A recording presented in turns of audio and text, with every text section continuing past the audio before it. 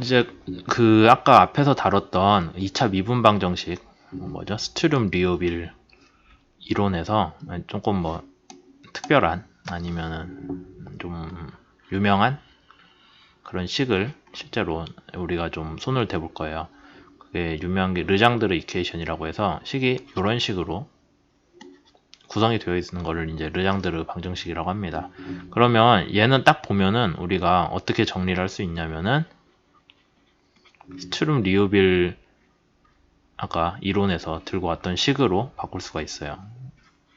n 더하기 1 곱하기 n이 람다라고 우리가 하고 이런 식으로 풀 수가 있습니다. 그러니까 앞에 두 개 항 모아가지고 이렇게 미분항 하나 만들어 준 거예요. 그러면 스트름 리오빌 이퀘이션에서 원래 뭐 P가 뭐고 그런 거 우리가 알 수 있죠. Q는 얘고 R은 1이고. 그러니까 스트름 리오빌 이퀘이션으로 우리가 일반화 되어 있는 거에서 각각 P, Q, R이 어떤 특별한 항을 갖게끔 선택을 한 게 르장드르 방정식이 되는 거예요. 그러면은 요거에 대한 솔루션은 이제 알려져 있기로는 이렇게 풀거든요.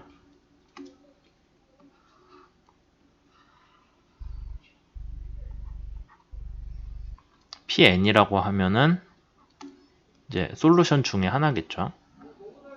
근데 우리가 여기에서 이해를 하기로는 얘는 이 하나의 그 이런 식의 해 y는 아까 이미 아이겐 밸류 프로블럼의 해가 됐잖아요. 아이겐 벡터잖아요. 사실상이 아니라 진짜죠.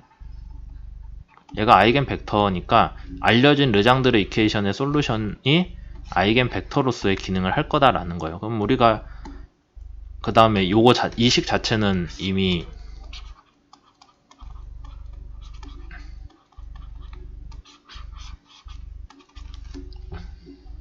대칭 행렬일 거고요. 그러면 대칭 행렬이니까 m이랑 n이 다른 상황에서는 서로 다른 아이겐 벡터끼리는 스칼라 프로덕트라면 0이 나올 거다라는 것까지 우리가 이해를 할 수가 있죠. 그러니까 결국에는 우리가 여기서 한 거는 뭐냐면은 어떤 이퀘이션이 2차 미분 방정식이 있을 때 걔가 스트름 리오빌식의 어떤 특수한 형태로구나 라고 생각을 할 수가 있고, 그렇게 됐을 때 알려진 얘의 해는 르장드르 이퀘이션의 해를 제가 직접 구하진 않았지만 알려진 솔루션에 대해서는 얘는 직교 기저의 특성을 만족을 하겠구나 라고까지 갈 수 있죠. 이거는 앞에서 제가 예시 들면서 이미 푸른 문제니까 넘어가도록 하겠습니다.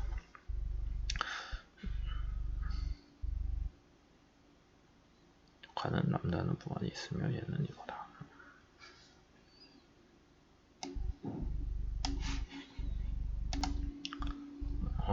그냥 넘어가려고 했는데 또 한 가지 얘기를 드리자면은 아까 스트름 리오빌 스트름 리오빌 식에서 제가 한 가지 얘기를 안 하고 넘어간 게 있어서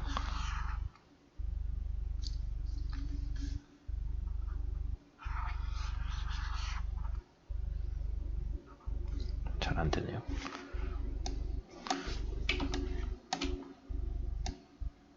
이렇게 돼야죠. 스트름 리오빌 식을 전개를 하면은 이꼴로 나오거든요. 근데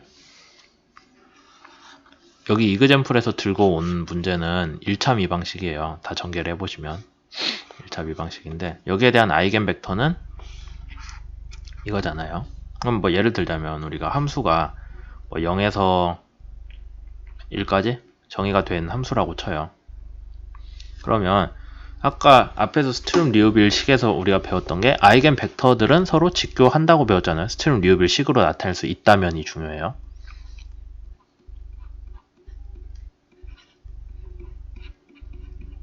뭐 이런 꼴로 나올 테고.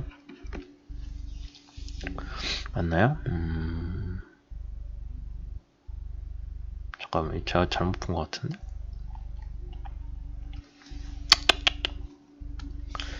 식이 틀렸죠. 이거잖아요. 람다분 x가 아니라 얘도 잘못 풀었네. 이렇게 되고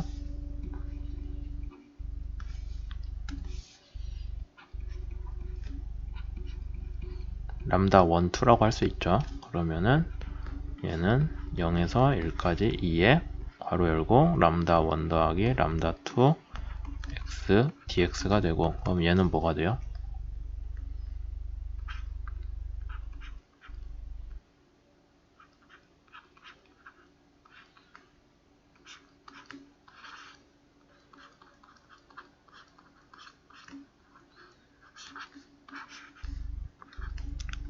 되게 이런 식으로 되죠. 근데 여러분들 뭐 보시면 알겠지만은 얘가 죽어도 0이 안 나와요. 근데 아까 앞에서 스트림 리어빌 이론에서는 서로 아이겐 벡터끼리 직교한다고 했잖아요. 근데 지금 여기 식은 풀면은 0이 안 나오거든요. 직교를 안 해요. 계산해 보시면 알겠죠. 제가 이거 잘못 푼 거 감안해서. 그 이유가 뭐냐면은 요렇게 1차 미방식은 스트림 리어빌 식으로 표현이 안 되거든요. 2차 미방으로 2차 미방식이잖아요. 스트림 리어빌은. 그리고 나는 1차 미방식만 살려두고 싶어 라고 하면은 P가 0이 되는 수밖에 없죠.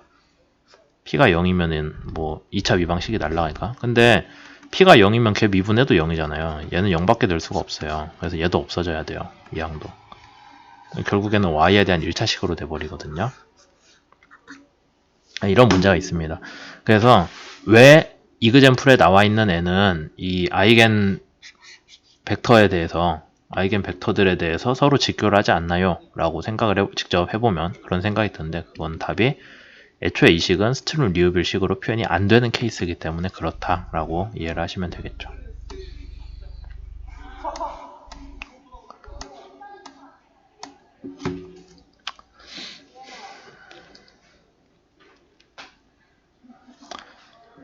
이제 마지막 10장 마지막 쪽인데, 그래서 뭐 앞에 함수 얘기는 내내 했지만요. 함수에서도 미분 방정식을 고유가 문제로 접근을 할 수 있다라는 그런 게 제일 중요했고, 이제 여기 한쪽 추가로 얘기 드리는 거는 앞에서 얘기를 했던 거긴 한데, 어떤 의미의 선형 변환이 다시 위치 벡터로 돌아와서 어떤 위치 벡터를 다른 벡터로 바꿔주는 그런 선형 변환이 있다고 쳐요.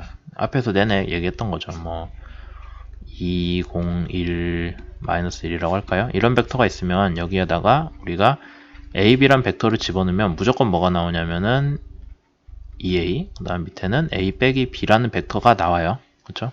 그랬을 때 a, b라는 벡터를 넣었을 때 걔가 이렇게 나오는 벡터들이다 라는 거 먼저 얘기를 할게요. 그래서 어떤 벡터를 다른 위치 벡터로 바꿔주는 게 우리가 통상적으로 생각하는 매트릭스 곱, 행렬 곱을 이용한 선형 변환이죠. 그 선형 변환에서 고유값이랑 고유 벡터가 어떤 의미를 갖는지를 좀 설명을 하려고 해요. 그러면 이 식만 놓고 봤을 때 여러분들이 어떻게 이해할 수 있냐면은 x라는 어떤 벡터가 있을 때 선형 변환을 하면은 그 결과가 원래 x 벡터를 길이 방향으로 얼마만큼의 비율로 변화시킨 것밖에 안 된다라는 얘기예요. 그러니까 우리가 이번 챕터 초반에 제가 얘기했던 부분이기도 한데, 어떤 벡터에 대해 선형 변환을 했을 때 걔가 방향은 그대로고, x랑 x가 양쪽에 들어가니까 방향은 그대로고 길이만 이렇게 변했다는 거예요. 그러면은 원래 길이가 뭐 2였는데 얘가 4가 됐어요. 그러면은 람다는 얼마가 되나요? 2가 되겠죠. 그 얘기를 이 식을 보고 우리가 유출해낼 수가 있습니다. x라는 어떤 벡터가 선형 변환을 했을 때 방향은 같고 크기가 2배가 됐다, 아니면 길이가 2배가 됐다라고 하는 게 그 선형 변환에서 방향이 보존되는 벡터가 이거다라고 우리가 정의를 할 수가 있는 거죠. 그게 고유 벡터라고 볼 수 있습니다. 그래서 고유 벡터는 어떤 선형 변환이 있을 때 방향이 유지되는 벡터, 그 다음에 기하학적으로 봤을 때요, 그때 고유값은 아이겐 벡터 방향으로 길이 비율이 얼마나 변하는지에 대한 그런 얘기가 되고, 여기 밑에 이제 그걸 쭉 보시면은 어떤 2 곱하기 2 선형 변환이 있을 때 거기에 대해 우리가 고유값도 구할 수 있고 거기에 대응되는 고유 벡터도 구할 수 있어요. 그럼 이건 뭔 소리냐면은 이 선형 변환에 대해서는 1,2 방향으로 있는 벡터하고 그 다음에 1,-2 방향으로 가는 벡터는 이 선형 변환을 거쳐도 방향이 바뀌지 않고 그 길이만 바뀐다는 거예요.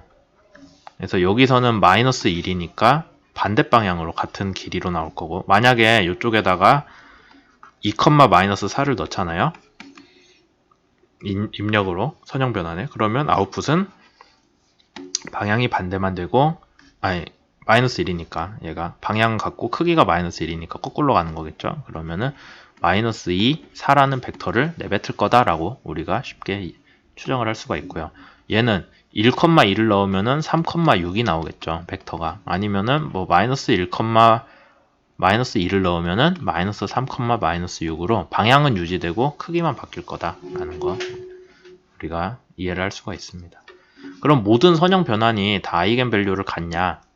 뭐 원칙적으로 얘기하면 복소수로 가질 수는 있어요. 복소수 안에서는 우리가 2차 방정식도 모든 해를 갖긴 갖잖아요. 근데 해가 허근이라고 해서 복소수 근으로 나올 때는 뭐 어떤 물리적인 의미를 두기가 힘들죠. 근데 똑같아요. 그래서 아이겐밸류도 우리가 복소수로 나와버리면 뭐 아예 없는 건 아닌데 복소수로 나와버리면은 이렇게 기하학적인 관점에서 선형 변환의 의미를 얘기를 할 수가 없게 돼요. 그래서 그런 대표적인 게 뭐가 있냐면은 여러분들도 알 수 있는 어떤 벡터를 세타만큼 회전은 이쪽으로 회전하나?